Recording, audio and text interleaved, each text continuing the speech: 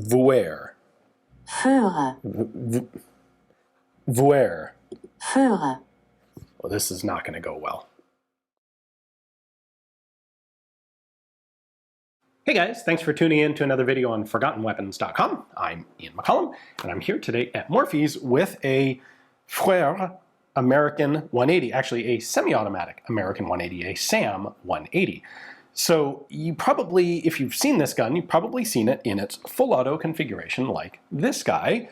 A little bit of a shorter barrel, open bolt, 22 rimfire, uses a 177 round drum magazine, holy moly. But the whole time that they made the machine gun version, they also made a semi-auto version for civilian sales. And so this is one of the original Austrian production guns. Now, let's go all the way back to the beginning. This design comes about first in the 1960s. In 1965, it's finalized. The designer is one Richard Casull. You may recognize that name from, say, the 454 Casull cartridge. Same guy. He's tinkering around with firearms design, comes up with a lot of different interesting things. In 1965, he starts production of his M290. At the time, his drum design held 290 rounds instead of the paltry 177 that would eventually go into mass production. Casull, however, is unable to make this into a viable commercial product, and he makes something like 75 or 70 of the guns. Not very many. They're still around in the US. They are registered machine guns, but it doesn't take off. And so he ends up selling the design to the American Mining and Development Company. In 1969, that company goes on to change its name just a couple years later to American International Company, and this is where the story starts to get interesting. In 1972, the Summer Olympic Games were being held in Munich, and there was a massive terrorist attack on the Israeli team at the Munich Olympics. And it was handled really badly by the German police. At the time, Germany didn't have any elite police force. Their military was prohibited from operating domestically. And the response to this was completely fumbled, and a ton of the Israeli athletes died.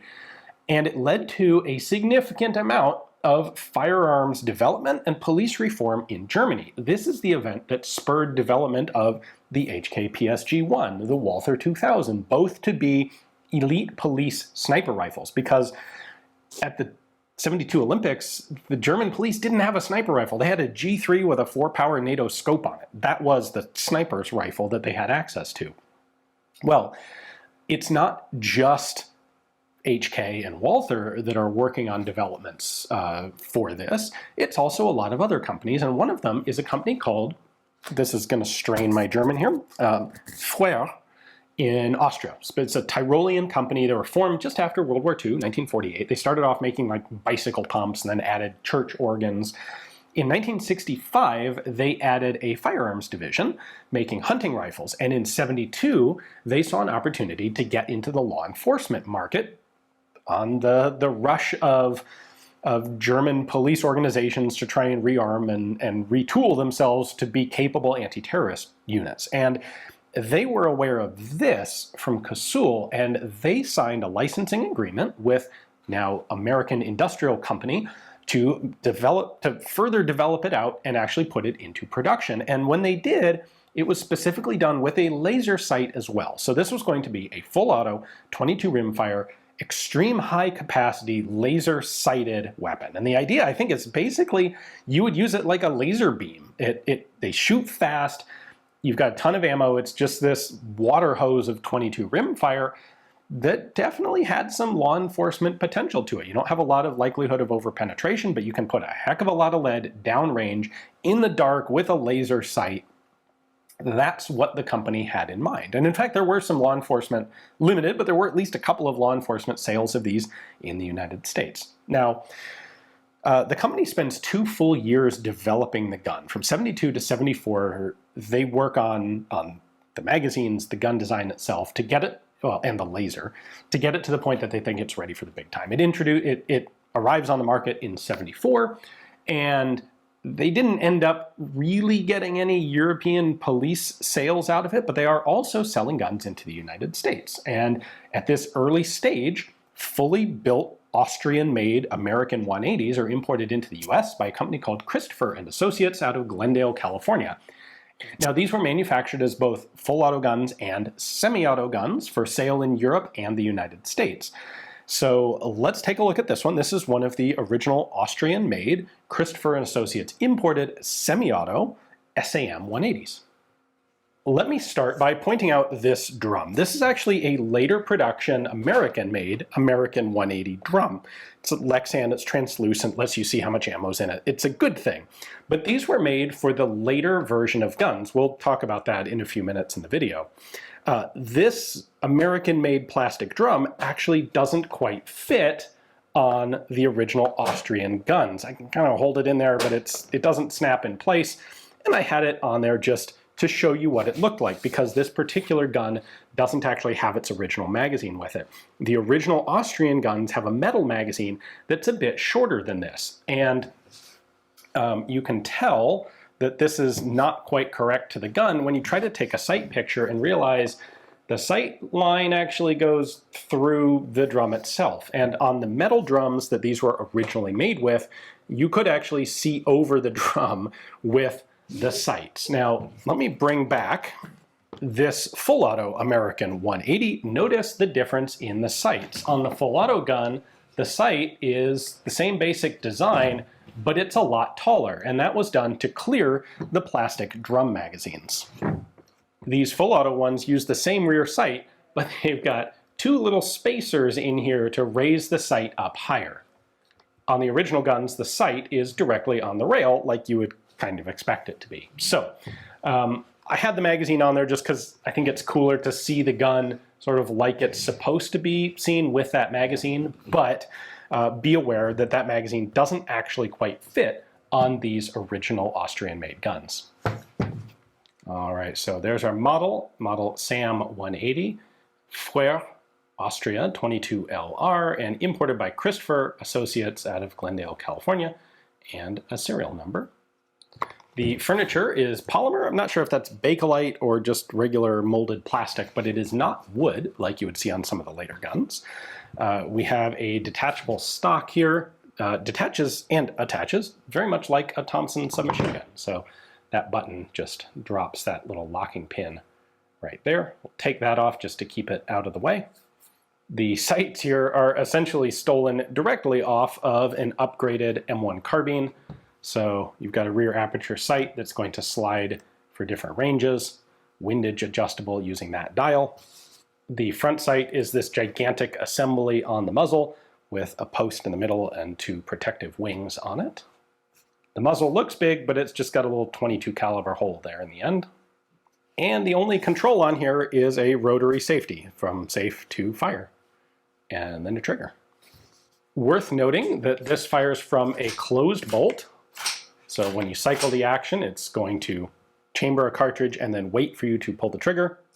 And then you have these ginormous magazines, hold 177 rounds. There is even a bigger version that's taller. The 180 name comes from the original theoretical magazine capacity, but you lose 3 cartridges. There's 3 levels of cartridges here, and when they rotate down, anyway, it takes up a little bit of space, and you lose 3 out of the capacity. So you end up with 177 rounds available.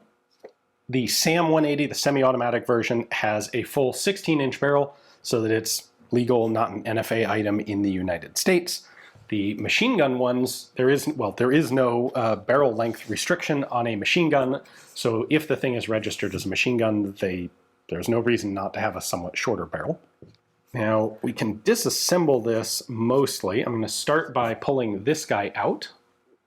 This is just held in place by a couple of pins on the receiver there, and this essentially is the feed lip setup for the magazine. So these are spring-loaded to allow cartridges through. Let's see if you can see that. There you go. So those are your feed lips. Once that is out, I can push this forward and lift it out.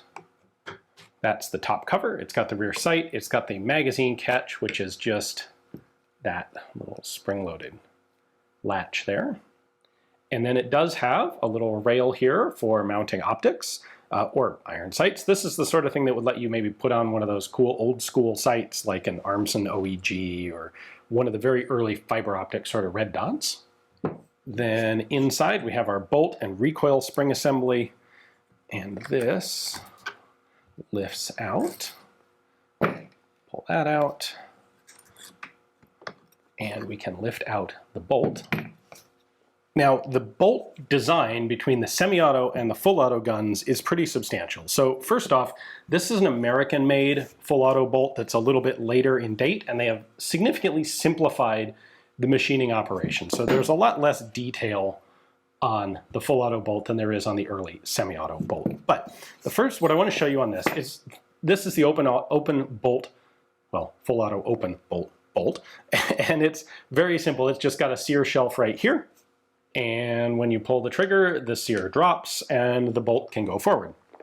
It is propelled forward by a simple small diameter spring with a guide rod, and it has a fixed firing pin. So it's really simple.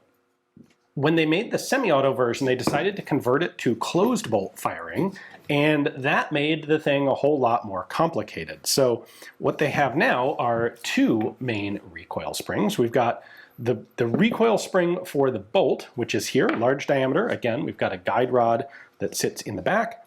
And then there is a second small diameter spring that nests inside that. That small spring sits on this guy, well, sits inside that guy. And this is essentially the striker. Now, this doesn't have a firing pin on it. That hits this firing pin right here in the bottom of the bolt, which goes forward and actually fires the cartridge. But the way that this is set up to work is that just this little hook right here gets caught on the sear of the gun. So we now have a sear sitting here, and when I pull the trigger, that element behind it lifts up. That right there pushes this element up. That's spring loaded. Once it goes up, it's able to run forward and hit the firing pin. So this guy is spring loaded like that. So this is an interesting firing mechanism because it doesn't have a disconnector because it really doesn't need one. Well, the disconnector is essentially built into the striker itself because this hook right here, this flat surface, is going to hit and stop on this silver colored bar that's fixed in place. And when you pull the trigger, you push that up. If you hold the trigger down, the sear here just acts as an extension of that bar, and so it will hold the striker back until you release it and then pull it a second time. Kind of clever. And then that's why you have two recoil springs. This recoil spring just drives the striker. This recoil spring drives the bolt forward, which is necessary in order to pick up a cartridge from the magazine and chamber it. Eventually, importation of the guns would shift from Christopher and Associates bringing in completed Austrian guns to a new company called American Armaments International, bringing in Austrian-made parts and assembling them in the United States. And because this was prior to 1986, they could make, register, and sell these as full autos. That would be this guy, the American 180 you're probably more familiar with. And that was their primary business. When 1986 happened, that would be the closing of the machine gun registry in the US. That pretty much spelled the end of the line for AAI, for American Armaments International, and they went out of business. Everything was purchased up by another company called Illinois Arms. They would actually start manufacturing the parts in the United States and making the guns. But at that point, they're no longer able to make transferable machine guns. So E&L still continues to make parts and magazines and support these guns. So it's not a completely dead system in the United States, but of course the opportunity to make new submachine guns is long past. There is also a really interesting side story that we'll get to in another video about how the Yugoslavs stole the concept and manufactured it in Slovenia as the MGV-176. But like I said, that's a subject for a separate video, but it is the other iteration of American 180 that you will sometimes see out there. So we'll get to that later on. Anyway, big thanks to Morpheus for giving me access to this, the SAM-180, as well as a reference regular 180 to show to you guys. Hopefully you enjoyed the video. Thanks for watching.